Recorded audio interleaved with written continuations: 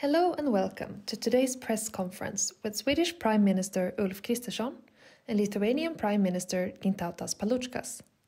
Following the press conference, the webcast will be available on the Swedish government website government.se.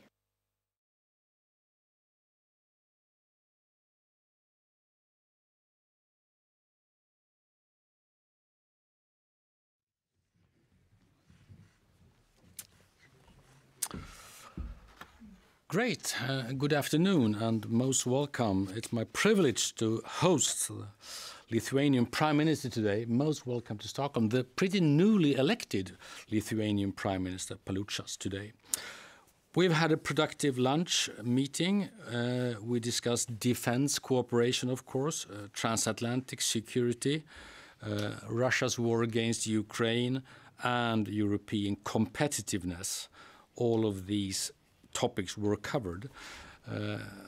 As I've had reason to stress many times the last year, the Nordic-Baltic cooperation is more important than ever, also more close than ever before. Together we are committed to building a region defined by innovation, resilience and security, and that's also a good reason for having all these intensive meetings. Within the European Union, we work closely together to defend democracy, to boost competitiveness, to promote the digital and green transition, and to strengthen the rule of law within the Union. As NATO allies, we send a simple but powerful message right now. Europe stands united. We are both leading the way for increased defense investments and an ambitious GDP target at the upcoming Hague summit. Boosting our defense today is an investment in our freedom tomorrow. Sweden's accession to NATO just a little more than 1 year ago strengthened not only our security but the security of the alliance in a broader sense, benefiting not least, we believe, our Nordic and Baltic neighbors. In today's meeting we discussed effort to strengthen security and defense cooperation even further. Our Nordic-Baltic defense industries can provide impressive capabilities in terms of high-quality defense equipment. At the same time, the attitude towards defense industry is actually sobering up right now, and so for good reasons. From being viewed as something not sustainable enough to meet different investment criteria, these high-tech defense providers are increasingly valued for what they actually can do. That is defending democracy. Our focus right now is on a potential coordinated acquisition of the CV-90 infantry fighting vehicles with Sweden, Lithuania, Finland and Norway together. With a possible coordinated procurement, we will strengthen our shared military capabilities in the Baltic Sea region. It would also deepen Sweden's and Lithuania's defense relationship bilaterally, and that would be a very, very good consequence. A coordinated acquisition will speed up deliveries, it will reduce costs and benefit our defense industrial ties. With CV-90 in almost all Nordic and Baltic states, we can also improve our interoperability and our security of supply. A statement of intent on CV-90 cooperation is therefore currently being drafted, and Sweden is really looking forward to taking this concrete step forward. Thank you so much for that. Finally, history reminds us unity is obviously our greatest strength. As we stood with you in your EU accession, you stood with us in our NATO accession. Today, we carry the spirit of cooperation forward in NATO, in the European Union, and in the Nordic-Baltic partnership. We very much appreciate all these three formats. Thanks so much for being here, Mr. Prime Minister, and over to you. Thank you. I sincerely thank the Prime Minister of Sweden, dear Ulf, for the warm welcome and constructive discussions. Lithuania and Sweden enjoy excellent bilateral relations based on trust, solidarity, and a shared vision for a secure, resilient, and democratic Europe. Our common assessment of today's geopolitical challenges and our very similar approach to what we need to do and how we need to do this makes us very close partners and like-minded countries in both NATO and EU. Lithuania is keen to continue deepening our bilateral and regional collaboration, especially in the areas of regional security and defense. We both agree that our cooperation is vital in the face of growing geopolitical challenges. I shared with the Prime Minister Lithuania's ambition to strengthen our economic ties and to encourage more Swedish investment in Lithuania. I would like to thank the Swedish government for its consistent attention to the Nordic-Baltic NB8 format. At a time when the geopolitical situation poses increasingly challenging issues, it is of utmost importance to remain united and further strengthen regional cooperation. We very much appreciate Sweden's contribution to strengthening regional security, the deployment of a battalion in Latvia, and the decision to send Gripens to Poland. We are interested in strengthening cooperation in the field of defense and develop joint projects and expand production capacities to meet the needs of our national and regional armed forces. I believe we both agree that support for Ukraine and efforts to strengthen its negotiating position must be increased. Capitulation is not an option. It would only lead to further aggression.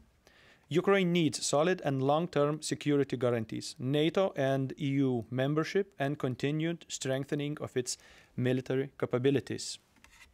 Our continued efforts to encourage others to increase support for Ukraine are necessary.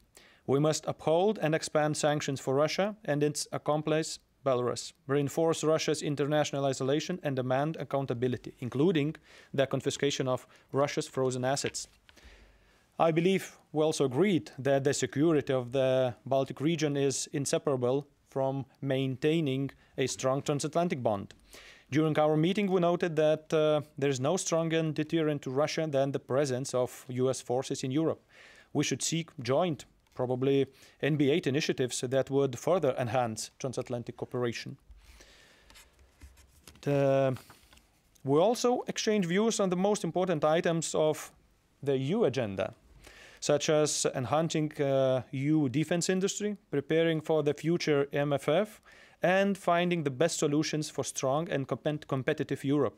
It is a challenging time for the EU, but working together, we can overcome them and make the EU stronger. Once again, I would like to sincerely thank you, Prime Minister, for today's meeting. We look forward to continuing our close cooperation in all areas and to standing side by side in addressing today's challenges and shaping tomorrow's opportunities.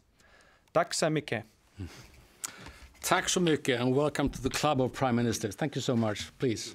Thank you. With that, we'll go over to questions. We'll do Niklas Svahn from news agency TT. Tack så mycket. I would like to start by asking about this CV90 package. How much would this package cost? And considering the big increase in defense spending throughout Europe, and for example that the Czech Republic ordered 246 CV90s last year, how fast could the first CV90s be delivered, since time is of the essence here? Yeah. And my second question is to Mr. Paluchkas, considering how many years would you say is left until Russia could attack one of the Baltic states? If I just start, well, obviously it's too early to tell, in the sense that we haven't made all the decisions yet. But the faster we make the decisions, the faster they could be delivered as well to national armed forces. We are at least discussing several hundreds of vehicles. And they are quite costly. On the other hand, we are expanding our defense, military defense budgets. Lithuania is definitely doing that as well. So I think these are the kind of investments that will actually will find room in a bigger defense economy, basically. Exactly how it will develop, it's too early to tell, but I think there is a very, very good reason for this collaboration. We have too many platforms around Europe. We have too few countries collaborating in terms of procurement and standardization and things like that. So this is a good example that could be a showcase for other procurements as well. Right. Unfortunately, I do not have the crystal ball to tell the future, you know, but if we do our homeworks right, and if we do invest in our defense military capabilities properly, as we, I believe, do, then the likelihood of Russia doing anything stupid is decreasing significantly. So I believe that regional defense plans of NATO, adding the NB8 format and collaboration and cooperation in defense matters will ensure that there will be no direct encounter between NATO and Russia. Another question, yeah? Yeah, since you also discussed the transatlantic link, and you called it strong here, but would you say that Europe can trust the US right now? It's a very complicated question because each morning you have to check twice your social network profiles, what's going on in the United States. But we have agreements. We have the history of bilateral and multilateral relationship. And even if sometimes our belief shatters, we still have very strong ties and relationship. Sure, it needs to be tested, it needs to be taken care of, we need to put our diplomatic and political effort, but I believe that we will go through these turbulent times and we'll manage to have United States on our side supporting our region. But as I said, we'll do our homework on ourselves as well. Just to state the obvious, the fact that Lithuania is already above 4%, Sweden has announced our decision-making process to reach some 3.5%. I think that kind of indicates the fact that we do not take the US for granted. Instead, we try to be more self-reliant in terms of defense. Thank you. And with that, Thank you conclude so this press conference. Thank you so much. Thank you. Thank you.